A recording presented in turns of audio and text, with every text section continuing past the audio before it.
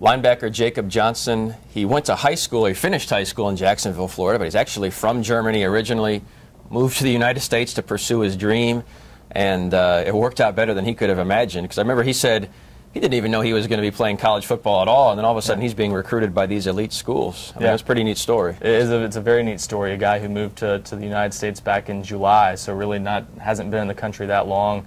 Still speaks pretty good English. So a guy who's pretty fluent, has an originally American father who settled in Germany after serving in the U.S. military. So neat backstory there, and just came in hopes of playing college football. I lived with an aunt, I believe, in Jacksonville, and that's kind of what gave him a way into the United States and a natural place to stay and play.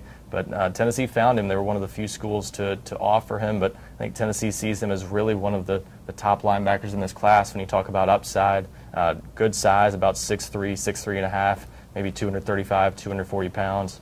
Someone who's going to come in with every physical ability to play middle linebacker probably in the SEC, and still a pretty good athlete on top of that. So someone who definitely has a chance to make an impact if there's room for him, but Tennessee will have plenty of competition at linebacker this year. Yeah, if he pans out to be a great player, give a gold star to the coaching staff, because once Tennessee jumped on him, you saw a lot of other interest, but Tennessee really was among the first, perhaps the first major program to start recruiting him heavily. It was, and I think there was a second offer. He ended up hearing from Florida and a couple of other teams later in the process, but those teams didn't offer. So Tennessee, kind of stuck its neck out there, was the only really major program to do that, and we'll see if it pays off in the long run. But certainly Tennessee is high on him and sees him as someone who, in the long run, could end up being a really, really good player in the SEC and maybe end up being a starting linebacker for them.